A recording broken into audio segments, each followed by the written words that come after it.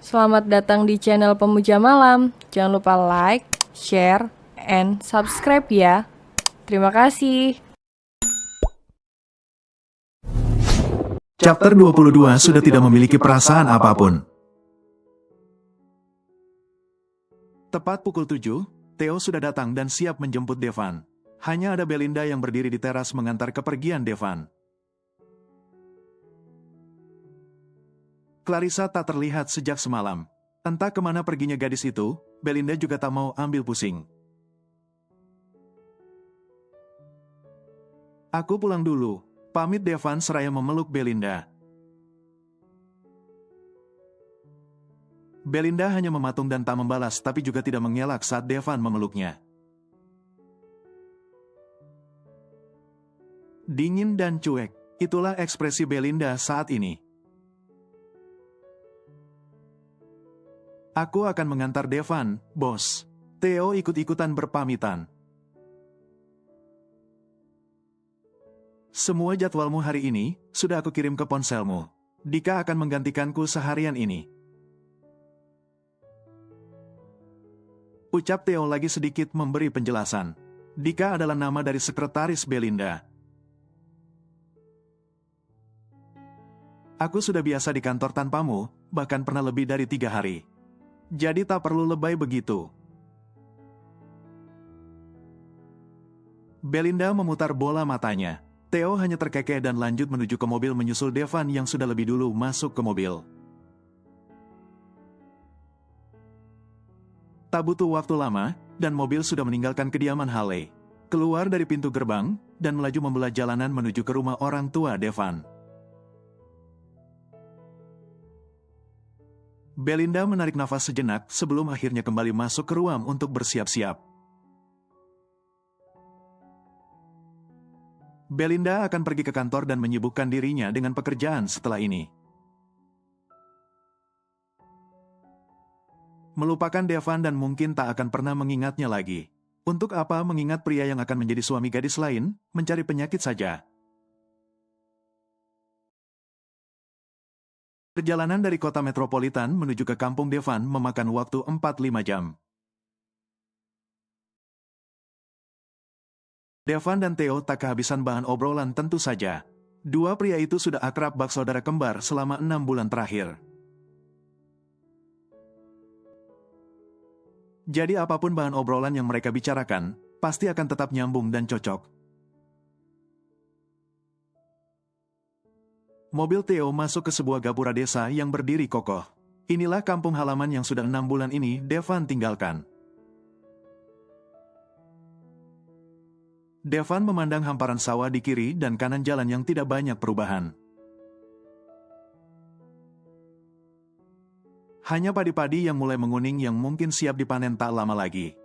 Yang mana rumahmu?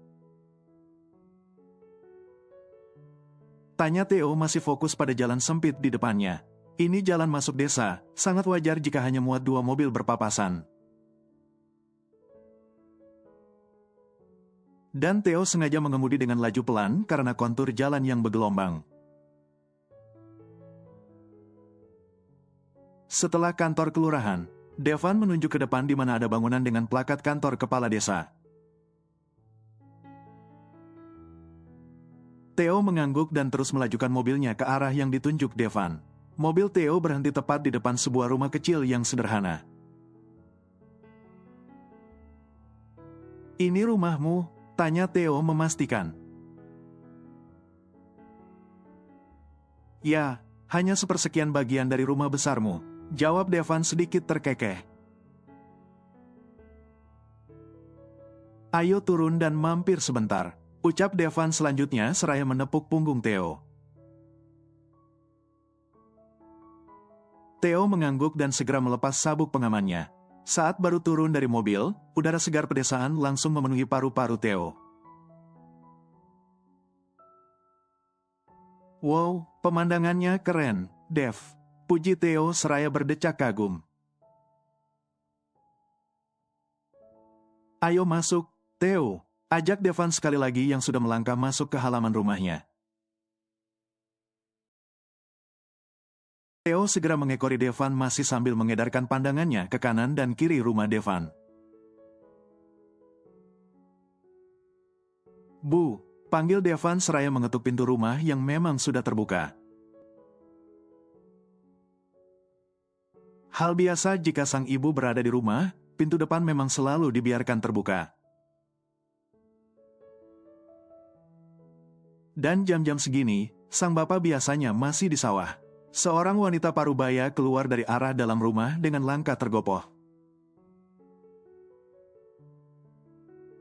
Devan, pekik Bu Devi saat mendapati putra semata wayangnya sudah berada di dalam rumah. Bersama seorang pemuda asing. Kenapa pulang tidak bilang-bilang, Van,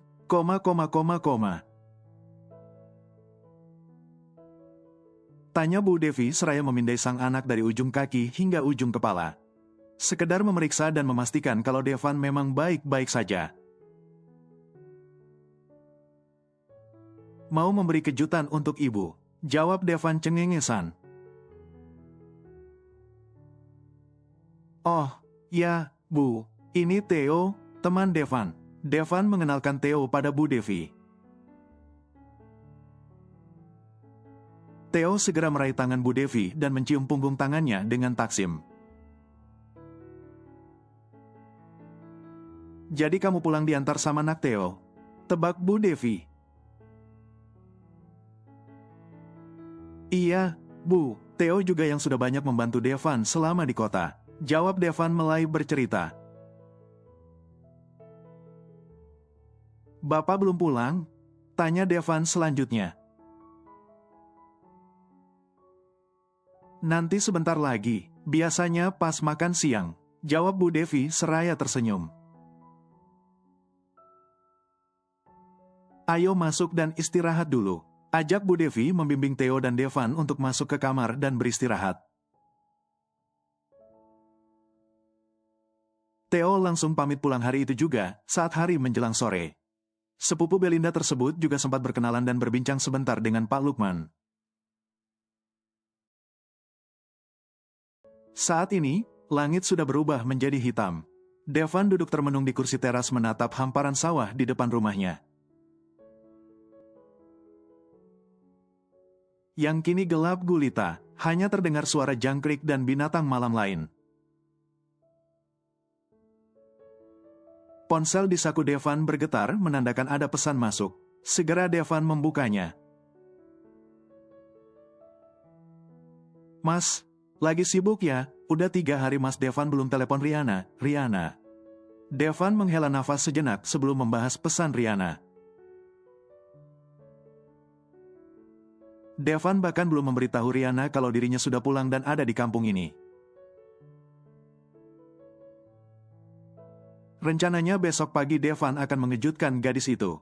Mungkin sekalian menjelaskan semuanya tentang dirinya yang sudah jatuh cinta pada Belinda. Iya, Riana, lagi banyak kerjaan belakangan ini, Devan. Sen. Sedetik kemudian, Bu Devi keluar dari rumah dan mengambil sendalnya sedikit tergesa. Mau kemana, Bu? Tanya Devan yang sudah beranjak dari duduknya dan menghampiri sang ibu. Ke warung sebentar, kopi bapakmu habis. Ibu lupa beli tadi karena keasyikan ngobrol sama kamu dan Theo. Jawab Bu Devi yang sudah akan berjalan ke arah halaman rumah. Warung terdekat dari rumah Devan berjarak sekitar 8 rumah. Dan seingat Devan itu melewati rumah Riana. Biar Devan saja yang belikan, Bu.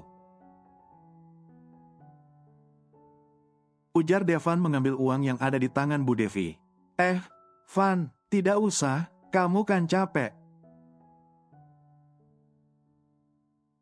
Tolak Bu Devi cepat. Enggak kok, Bu, ibu duduk saja, biar Devan yang beli. Ucap Devan cepat yang suaranya hilang tertiup angin. Karena pria itu berucap seraya berlari meninggalkan rumahnya. Bu Devi hanya geleng-geleng kepala dengan kelakuan sang anak. Devan sudah selesai membeli kopi, dan kini sedang dalam perjalanan pulang. Pria itu sedikit melambatkan langkahnya saat melewati rumah Riana. Ada sebuah mobil yang terparkir di halaman rumah Riana. Aneh, tadi saat berangkat Devan tidak melihat mobil itu ada di sana. Apa mungkin itu mobil baru Tuan Cokro? Devan masih melambatkan langkahnya dan melihat ke arah mobil yang kini pintunya terbuka. Seorang pria turun dari pintu pengemudi. Devan segera menghentikan langkahnya dan berdiri di bawah sebuah pohon rindang tak jauh dari rumah Tuan Cokro. Kegelapan di sekitar Devan mampu menyembunyikan keberadaan pria itu di sana. Devan masih memfokuskan pandangannya ke arah pria asing yang tadi turun dari mobil. Meskipun hanya mengandalkan penerangan dari teras rumah Tuan Cokro, namun Devan bisa melihat dengan jelas saat pria asing itu membuka pintu mobil di sisi lain. Lalu turunlah seorang wanita yang mengenakan baju terusan warna navy. Devan kenal betul dengan wanita itu. Tentu saja itu adalah Riana. Namun satu pemandangan yang membuat Devan benar-benar shock. Dan memaku di tempatnya adalah perut Riana yang kini terlihat membuncit. Apa? Riana hamil? Dan siapa pria asing yang menggandeng Riana masuk ke rumah Tuan Cokro tersebut? Devan masih mematung di tempatnya, dan berulang kali mengucek matanya untuk memastikan kalau dirinya tidak salah lihat. Tapi itu memang Riana, itu benar-benar Riana. Riana dan si pria asing sudah masuk ke dalam rumah Tuan Cokro. Dan kesadaran Devan juga seakan sudah kembali. Devan kembali melanjutkan perjalanan pulang. Masih dengan sejuta pertanyaan yang bercokol di benaknya. Riana hamil?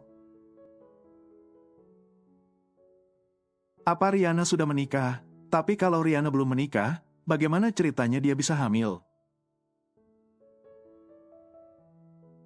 Tanpa terasa, langkah Devan sudah sampai di depan rumahnya. Bu Devi masih duduk di kursi teras. Kali ini bersama dengan Pak Lukman yang sedang menyesap kreteknya. Kamu beli kopi kemana, Van? Kenapa lama sekali? Tanya Bu Devi seraya geleng-geleng kepala. Yang ditanya masih diam membisu dan terlihat seperti orang linglung. Bu Devi mengambil begitu saja bungkusan plastik berisi kopi dari tangan Devan. Van, kamu itu kenapa? Seperti habis lihat hantu saja, tegur Pak Lukman seraya terkekeh. Pak, apa Riana sudah menikah? Tanya Devan tiba-tiba yang langsung membuat Pak Lukman menghentikan kekehannya. Raut wajah pria parubaya itu langsung berubah seketika. Kenapa, Pak, kok murung begitu? Tanya Bu Devi yang sudah keluar lagi dari dalam rumah. Seraya membawa secangkir kopi hitam yang masih mengepulkan asap. Bu Devi meletakkan kopi di meja yang ada di samping Pak Lukman. Kamu juga kenapa masih mematung di situ? Van, duduk sini. Bu Devi menepuk bangku kosong di sebelahnya, memberi kode pada Devan untuk duduk. Anakmu nanyain Riana, Bu, ujar Pak Lukman yang sontak membuat raut wajah Bu Devi ikut-ikutan berubah. Devan dengan cepat duduk di kursi teras di samping sang ibu. Apa benar, Riana sudah menikah, Pak, Bu? Tanya Devan sekali lagi karena pertanyaan sebelumnya belum mendapatkan jawaban. Bu Devi langsung menepuk punggung putra semata wayangnya tersebut. Kamu yang sabar ya, Van. Lirih Bu Devi menampilkan raut wajah prihatin. Anggap saja Riana itu bukan jodohmu, Van. Dia sudah menikah dengan pria pilihan bapaknya. Jadi kamu harus melupakan Riana. Ujar Pak Lukman yang ikut menasehati Devan.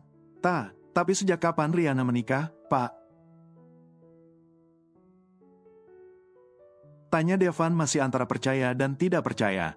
Devan bukan sakit hati atau merasa cemburu karena Riana sudah menikah dengan pria lain. Tapi yang sekarang Devan rasakan lebih kerasa bersalah. Bahkan beberapa saat yang lalu Devan masih bertukar pesan dengan Riana.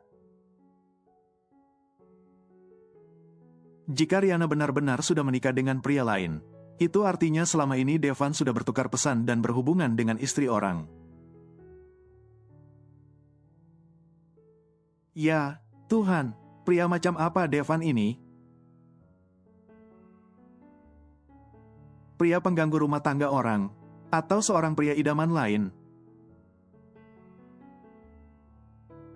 1 bulan setelah kamu pergi ke kota, Van.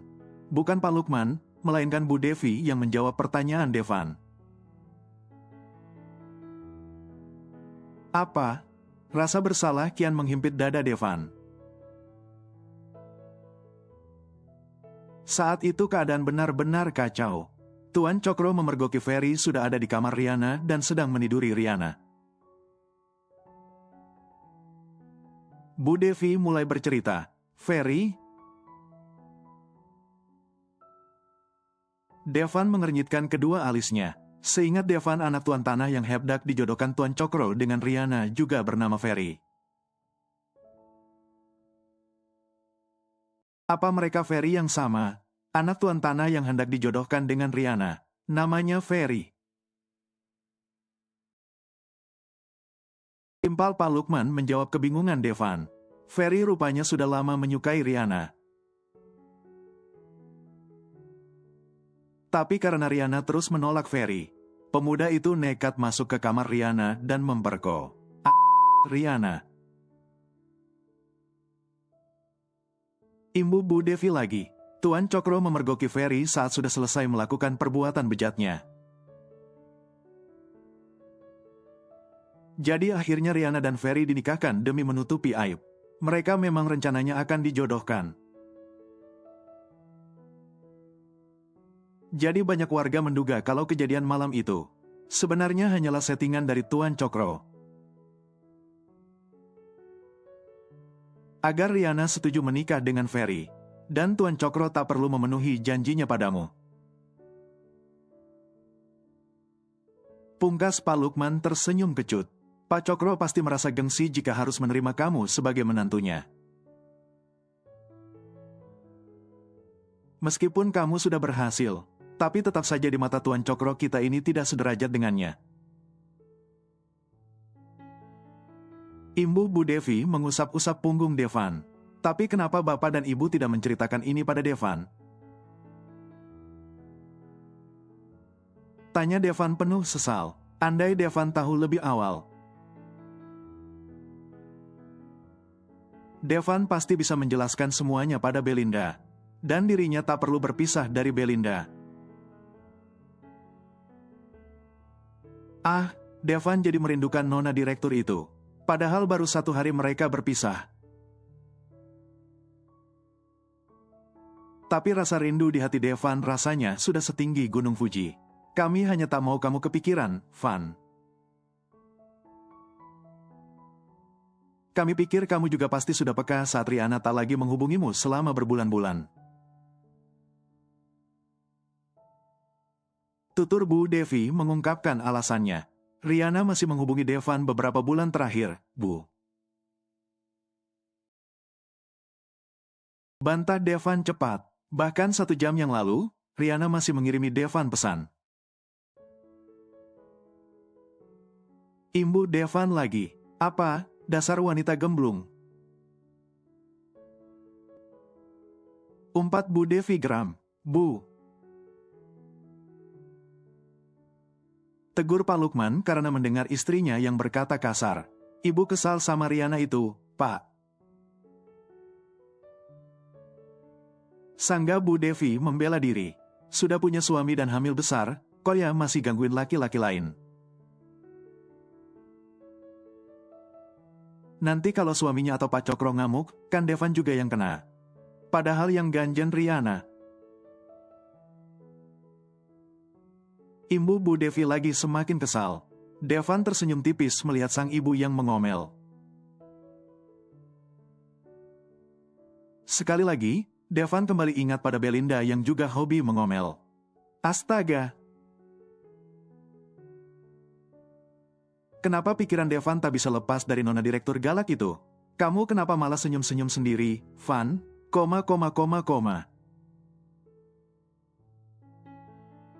Tanya Pak Lukman bingung. Enggak ada apa-apa, Pak.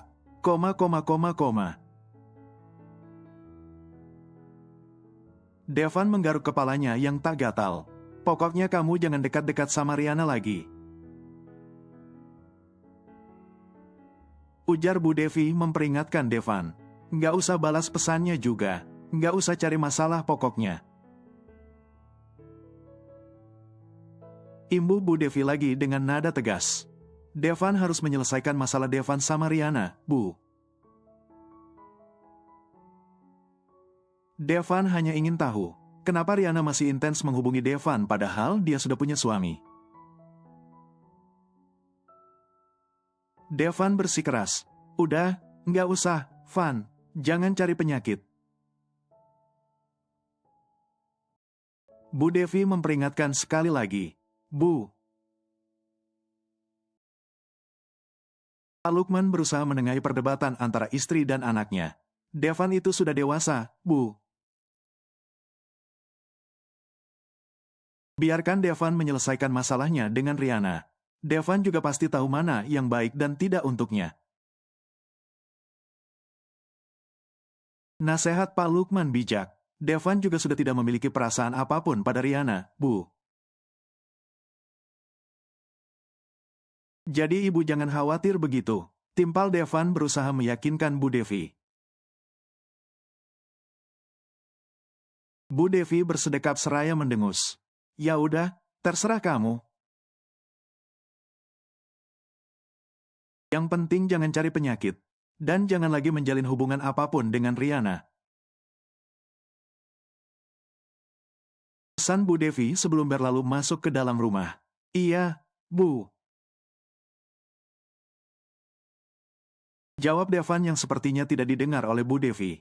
Devan hanya menghela nafas. Jadi, apa Riana benar-benar masih menghubungimu beberapa bulan terakhir? Tanya Pak Lukman yang mendadak merasa penasaran. Devan benar-benar tidak tahu kalau Riana sudah menikah, Pak. Ucap Devan cepat mengemukakan alasannya. Kalau Devan tahu, Devan pasti tidak akan menggubris atau meladeninya. Imbu Devan lagi menampilkan ekspresi wajah kesal. Iya, Bapak percaya padamu, Van. Tegas Pak Lukman yang ikut beranjak dari duduknya.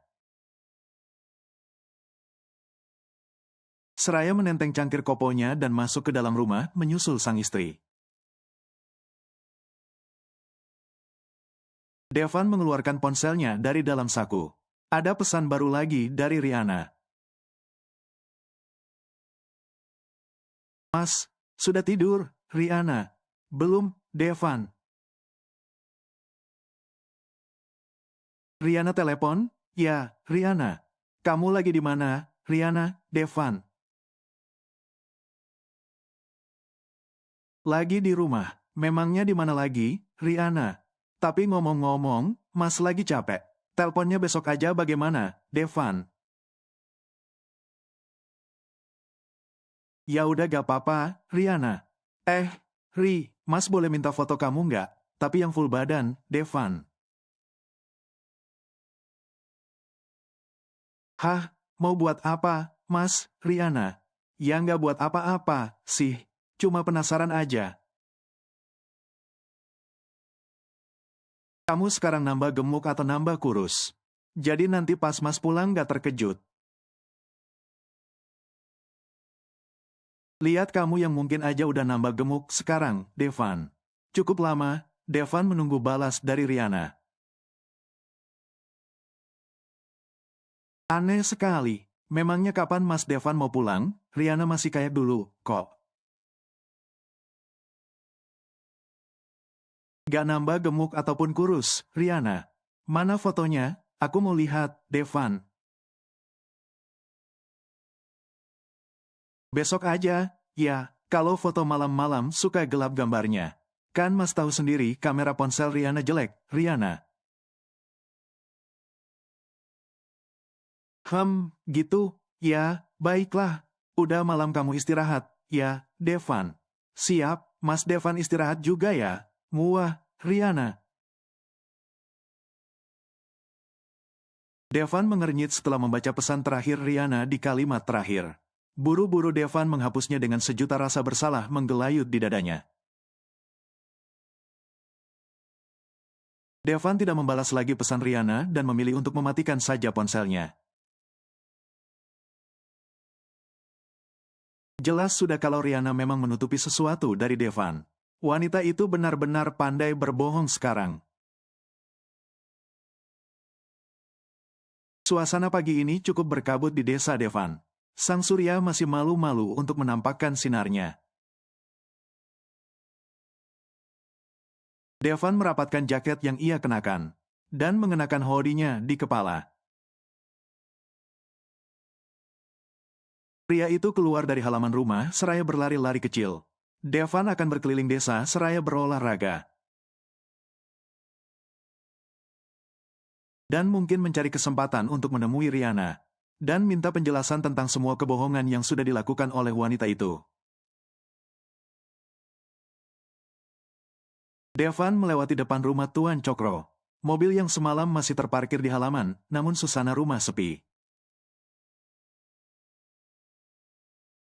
Mungkin karena ini masih pagi, Devan melanjutkan lari paginya, dan di tikungan berikutnya. Devan melihat dari kejauhan Riana yang sepertinya sedang jalan-jalan pagi, bersama pria asing yang semalam menggandengnya. Devan sangat yakin kalau pria itu adalah suami Riana. Baiklah, sekalian saja Devan selesaikan semuanya di sini. Devan memperlambat larinya saat ia hampir berpapasan dengan Riana. Hoodie jaket masih menutupi kepala Devan. Devan mendekat ke arah pasangan itu, sebelum akhirnya ia membuka hoodie jaket yang menutupi kepalanya. Riana, sapa Devan yang langsung membuat Riana shock dan mematung di tempatnya. Ya, sama persis dengan ekspresi Devan semalam, saat mendapati Riana yang sedang hamil dan digandeng pria asing. Mas Devan, kapan kembali? Tergagap-gagap Riana menjawab sapaan Devan. Jelas sekali kalau wanita itu masih shock atau mungkin akan pingsan sebentar lagi. Kemarin sore, bisa kita bicara? Jawab Devan seraya memindai Riana dari atas kepala hingga ujung kaki. Riana terlihat salah tingkah dan berusaha menyembunyikan perutnya yang Tapi Devan rasa itu sia-sia belaka. Devan sudah terlanjur melihatnya dengan sangat jelas. Bicara di mana? Riana menunduk dan tak berani menatap ke arah Devan. Sedangkan pria yang ada di samping Riana hanya diam mematung sedari tadi. Dan sedikit menjauh dari Devan dan Riana. Pria yang aneh, di sana. Devan menunjuk ke arah gubuk kecil di pinggir jalan yang menuju ke arah sawah. Riana hanya mengangguk dan segera mengikuti langkah Devan sambil masih terus menunduk. Pria yang tadi bersama Riana ikut mengekor juga, namun dengan jarak yang sedikit jauh. Devan tak mengerti dengan sikap pria itu. Kalau dia memang suami Riana, bukankah seharusnya dia berada di dekat Riana? Devan dan Riana sudah duduk bersisian di gubuk kecil itu. Tidak banyak warga yang berlalu lalang. Mungkin karena hari masih pagi dan cuaca berkabut, membuat siapapun jadi enggan beraktivitas. Devan kembali merapatkan hoodie di kepalanya. Maafkan Riana, Mas. Riana tiba-tiba sudah menangis terisak seraya menutup mulutnya dengan telapak tangan. Jangan minta maaf kepadaku, tapi minta maaflah pada suamimu, Riana, ucap Devan dengan nada kesal. Kenapa kamu masih saja menghubungiku? Dan tidak berkata dengan jujur kalau kamu sudah menikah dengan pria lain? Cecar Devan sekali lagi yang mulai terdengar emosi. Ini hanya ketidaksengajaan, Mas. Riana masih mencintai Mas Devan. Riana menggamit lengan Devan. Namun secepat kilat Devan menyentak dan melepaskannya. Riana kembali tertunduk dan tergugu. Devan mengusap wajahnya sendiri dengan kasar. Apa dia suamimu? Tanya Devan lagi seraya menunjuk ke arah pria aneh yang masih mematung tak jauh dari mereka. Riana mengangguk. Riana tidak mencintai Ferry. Riana mengusap air mata di pipinya dengan kasar. Malam itu Ferry tiba-tiba sudah ada di kamar dan merenggut kesucian Riana. Jadilah Bapak memaksa Riana untuk menerima pernikahan ini. Riana mulai bercerita. Mas pasti ingat, saat Riana menelpon Mas Devan sambil menangis dan minta Mas melupakan Riana itu. Saat itu ponsel Riana dirampas sama Bapak dan dihancurkan. Makanya Riana nggak bisa lagi menghubungi Mas Devan. Wanita itu menarik nafas sejenak seraya menunduk lesu. Lalu setelah menikah, Riana menangis terus setiap malam. Ferry merasa iba, lalu membelikan Riana ponsel baru, dan membantu mencarikan nomor Mas Devan. Agar Riana bisa kembali menghubungi Mas Devan. Lanjut Riana semakin lirih. Jadi suamimu tahu, kalau kau menghubungiku setiap malam. Sela Devan dengan nada geram. Riana mengangguk takut-takut. Ferry bahkan ada di samping Riana. Dan sedang memijit kaki Riana setiap kali Riana menelepon Mas Devan. Jawab Riana dengan suara bercicit. Devan langsung bangkit dari duduknya dan menggeram marah. Pria itu menghampiri suami Riana yang masih mematung seperti orang bodoh.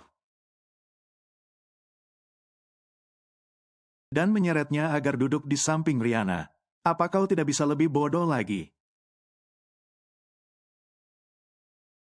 Sebagai seorang pria dan seorang suami, bentak Devan seraya menuding ke arah Ferry.